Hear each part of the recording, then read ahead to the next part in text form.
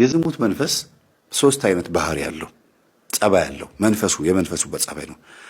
አንደኛ እናንተን ራሳችሁን ወይም እኛ ራሳችንን ያልከሰክሰናል።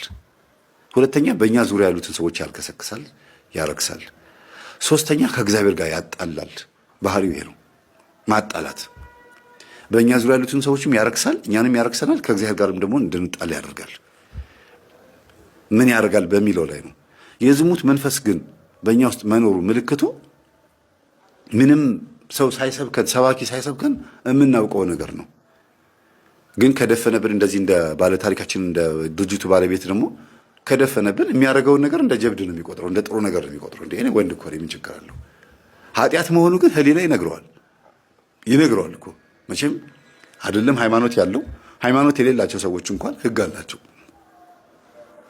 የጋብቻ ስርዓት አላቸው። የሚገርማችሁ ሃይማኖት የለንም ብለው የሚያስቡ እነዚህ ስኩቲስ ወይም ዘላን የሚባሉ ሰዎች ወይ በየበረሃው በየጫካ የምታያቸው ሰዎች እንኳን የትዳር ህግ አላቸው። እና እኛ ሃይማኖት ያለን ሰዎች እንደዚህ መረን ስንሆን በጣም ይከብዳል አይደል? ስለዚህ የዝሙት መንፈስ በውስጣችን ለመኖሩ ምልክቱ አንደኛ ያንቀሸቅሻል። ሰዎች አንድ ነገር እስኪያደርጉት ድረስ በጣም ያንቀሸቅሻቸዋል። ካደረጉት በኋላ ደግሞ ጸጸት በውስጥ በኩል እንዲፈጠር ያደርጋል። ስለዚህ የዝሙት መንፈስ ስራው ምንድነው? እንድንተኛ ማድረግ ብቻ ሳይሆን ከተኛን በኋላ እንድንጎዳ ማድረግ ነው ስራው። ሁለተኛ የዝሙት መንፈስ መኖሩ ምልክቱ አጠገባችን ላሉ ሰዎች የምናሳየው ባህሪ ይለያያል። አንድ አይነት ባህሪ አናሳይም፣ ባህሪያችን ይቀያየራል። ለምሳሌ ለሚስቱ የሚያሳየው ባህሪ፣ ለልጆቹ የሚያሳየው ባህሪ፣ ሚስትም ሴትም ከሆነችም የዝሙት መንፈስ ካለባት ለባሏና ለልጆቿ የምታሳየው ባህሪና በዝሙት ለወደቀችበት ቦታ የምታሳየው ባህሪ ይለያያል። የዝሙት መንፈስ እናንተ ተረዱት ምን አይነት ባህሪ እንደሆነ በየቤቱ ስለሚለያይ እናንተ ራሳችሁ ወቁት። ሌላው የዝሙት መንፈስ ውስጣችን መኖሩ ምልክቱ ግለ ወሲብ የምንፈጽመው ነገር ነው። ግለ ወሲብ አይነ ጥላ ምንም እንኳን የምታስፈጽም ቢሆንም ሴቶችም ወንዶችም ግለ ወሲብ የሚፈጽሙት ያንን ስሜት ለማስተናገድ ነው። ያንን ስሜት እንደ ሱስ ታደርገዋለች። እንደ ሱስ በዕለት በዕለት ሰው የሚበላው ሱስ ሆኖበት ብቻ አይደለም፣ የግድ የህይወቱ አንድ አካል ስለሆነበት ነው። ካልበላ ስለማይኖር ነው። ዝሙት ካልፈጸመ እንደማይኖር አድርጎ ይስልበታል ማለት ነው። ልክ እንደ ምግብ ማለት ነው። ዝሙት ካልፈጸመ ደስ እንዳይለው አድርጎ ይሰራበታል ወይም ይሰራባታል መንፈሱ ማለት ነውና ይሄንን ስሜት የምታስተናግዱ ከሆነ ከዚህ ስሜት መላቀቅ ካቃታችሁ መንፈሱ አለ ማለት ነው። ሀቢት ወይም ድግግሞሹ ተርኒንግ ፖይንቱ እዛው ላይ የሚጥላችሁ ከሆነ አሁንም እንድታረጉት የሚጋብዛችሁ ከሆነ በትክክል መንፈሱ አለ። እሺ፣ ይሄ መንፈስ ስታውቁበትና ስትነቁበት ስልቱን እንዴት ይቀይራል? አንደኛ ያገባችሁ ከሆናችሁ አንቺ እየሰገድሽ እየጸለይሽ ይሄ መንፈስ ለማስወገድ ወይም ደግሞ ስርዓት ይዘሽ በጾም ውስጥ ማለፍ የምትፈልጊ ከሆነ ከአንቺ ይወጣና ባልሽ ላይ አርፎ ያስጨንቅሻል። በሰንበት ቀን፣ በግዝት ቀን፣ በአጽዋማት ጊዜ ምናምን ላይ ችግር ይፈጥራል ማለት ነው። ያስጨንቃል፣ ያስቸግራል። አንተም ላይ ደግሞ ከሆነ ሚስትህ ላይ ከአንተ ወጥቶ ሚስትህ ላይ ያርፋል። በፍቅረኛሞቹ መካከልም ከሆነ ደግሞ መስገድ፣ መጾም፣ መጸለይ ሲጀምሩ ይፈታተናቸዋል። መዳራት፣ ሸራ መጓተት ምናምን እንደሚባለው አለ አይደለም? በዛ ነገር ውስጥ ይጥላቸዋል፣ ከባድ ችግር ውስጥ ይከታቸዋል።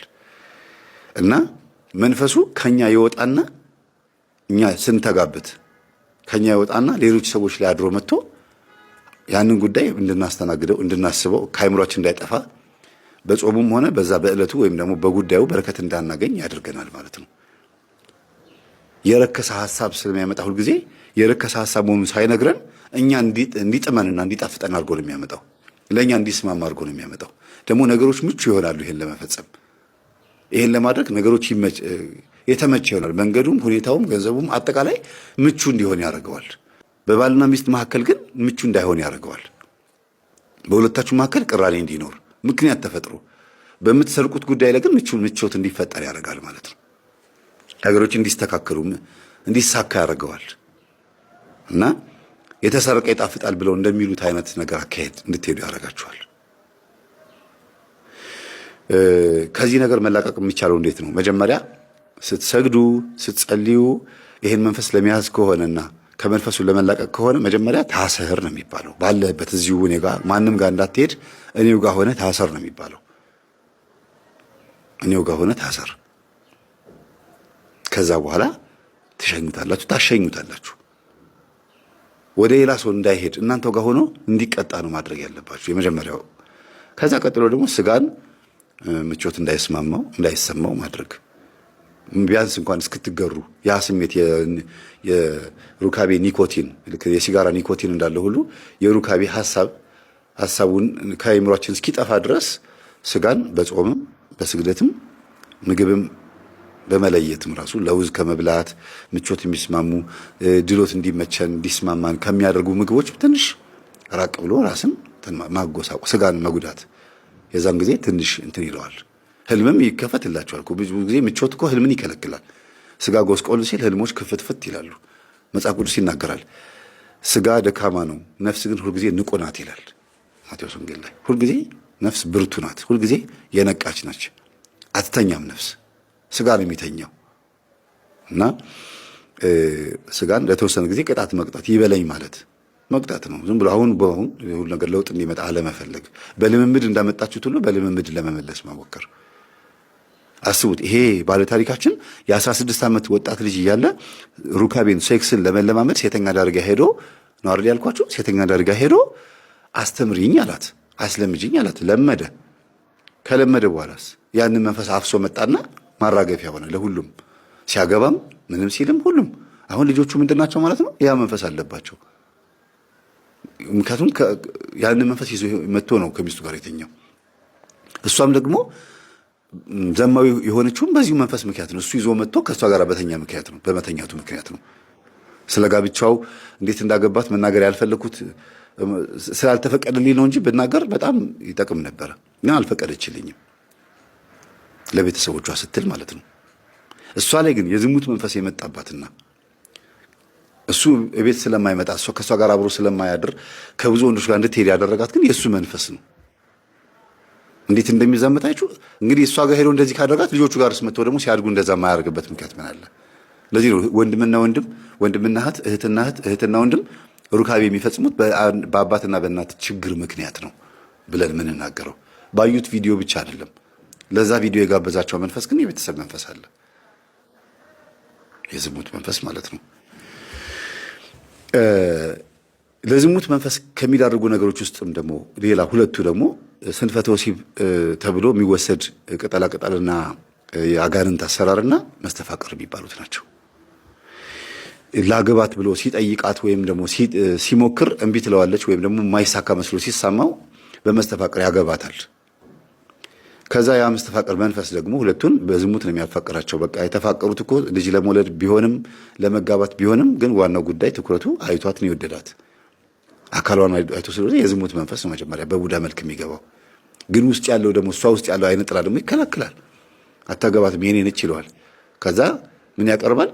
ስጦታ ያቀርባል። መተት ማለት ነው። መተት ይመጣና አይ ይጋቡ ልጆቹ ያንተ ናቸው ብሎ ያዝለታል። የሚወለዱት ልጆችን መልከፍ ትችላለህ ይባላል። እሺ ይላል። በመስተፋቅር ያገባታል። የሚወለዱት ልጆች የተለከፉ ይሆናሉ። በመናፍስት ስለሆነ የተጋቡት በመናፍስት ያድጋሉ ማለት ነው። ሆረር ፊልም ይመቻቸዋል። ግለ ወሲብ ይፈጽማሉ።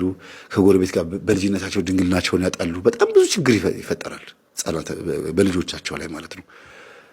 የማይታዘዙ ልጆች ነው፣ አደገኛ ልጆች ይሆናሉ። መቆጣጠር ያቅተዋል። አባትም እናትም ከቁጥጥር ውጭ በላይ ነው የሚሆኑት። እና የዝሙት መንፈስ በመስተፋቅር ምክንያትም ሊገባ ይችላል። በስንፈተ ወሲብም ያው እኔ ከሚስቴ ጋር ጥሩ ሩካቤ መፈጸም አልቻልኩም ብሎ አይደለም ስንፈተ ወሲብ ድግምት የሚያስደግመውና ይሄንን አኝከህ ይሄንን መጠህ ይሄን እንደዚህ አድርገህ ይሄን አስረህ እዚህ ጋር እንደዚህ አድርገህ ተገናኛት እያለ ደብተራ ሲሰጠው እሺ ብሎ ይገባል። ከዛስ በምን ብርታት ነው ከሚስቱ ጋር የሚተኛው? በመናፍስት። ከዛ ምን ያደርገዋል? ዘማዊ ያደርገዋል። አንዱ አልነገርኳችሁም ከዚህ በፊት ባለቤቴ ደካማ ስለሆነ እኔ ደግሞ ሩካቤ ስለምወድ አለች። በቃ እንዴ ያስፈልገኛል ብላ ሄዳ ጓደኛዋ ስታመክራት ስንፈተ ወሲብ አሰሪ ያለቻት፣ እሺ ብላ አሰራች። ከዛስ ባሏ ጎበዝ ሆነ አልጋ ላይ እሷ እንደምትፈልገው። ግን ጨዋ የነበረው ከቤት መስሪያ ቤት ከመስሪያ ቤት የቤት በጨዋነት ይመላለስ የነበረው ባሏን ዘማዊ ያደረገችው። ከእሷ ውጪ ሴተኛ አዳሪ ጋር ሄዶ መተኛት ጀመረ። አምሽቶ መምጣት ጀመረ። ጭራሽ ሴት አቅፎባት መጣ። ሰክሮ እየተንገዳገደ ትዳር አለ እንዴ ብላለች ሴተኛ አዳሪው ራሷ። እና ጉድ ሆንኩኝ ብላ ነው የደወለችው። እኔ ጋር አቅርቤላችኋለሁ ገጠመኝ። እንዲህ አይነት ነገር ውስጥ ይከታል፣ ዘማዊ ያደርጋል ማለት ነው። ለጸብቅ ብዬ ባዝላ ተንጠልጥላ ቀረች ብሎ እንደሚተርቱት አይነት ነገር ነው የሚሆነው። ለራሴ ለጥቅሜ ብዬ ወይም ደግሞ ለትዳራችን ብዬ ደስ እንዲለን ብዬ አድርጌ ጥበብ ነው ብሎ ስለሚያታሏቸው እኮ ነው። ጥበብ ነው ይሄ እኮ ችግር የለውም ይላሉ። አንዳንዶቹ ደግሞ በጣም ሲነቃባቸው ደብተራዎቹ አጋንንት እኮ ይታዘዛል፣ በእግዚአብሔር ኃይል አዝነው ስራ እንዲሰራ ማዘዝ ይቻላል ነው። እንኳን አዘኸው ሳትፈልገው እንኳን መጥቶ እንደ ልክስክስ ውሻ አንተን ገነት ሲኦል ለማስገባት የሚፍጨረጨር መንፈስ ነው አዘኸው እሺ የሚለው። በጣም የሚገርም ነው። እና ይሄ ነው። ሌላው የዝሙት መንፈስ በቡዳ መልክ ይገባል። ጎረምሶች፣ ወጣቶች እናታቸው ጨሌ የምታመልክ ወይም ቡና የምትካድም ወይም ደግሞ ከራማ የምታመልክ ብዙ ነገሮች የምታደርግ ልትሆን ትችላለች። ፈጫሳ የምታደርግ ፈረቀሳ የምትሄድ እዛም ሄዳ ዛፍ ቅቤ የምትቀባ ወይም ደግሞ ደብተራ ጋር የምትልከሰከስ ልትሆን ትችላለች። ከእንደዚህ አይነት ቤተሰብ የተወለደ ልጅ ያው መንፈስ ስላለበት ላዩ ላይ ድድ ማስጫ ድንጋይ ቦታ ላይ ተቀምጦ ምናምን ሲወጭ ወላጆቹ ሴቶችን ያህል ከዛ አይን ውስጥ የገባችውን ሴት ሄዶ እንደምንም ብልጇን ጎትቶ ያናግራታል።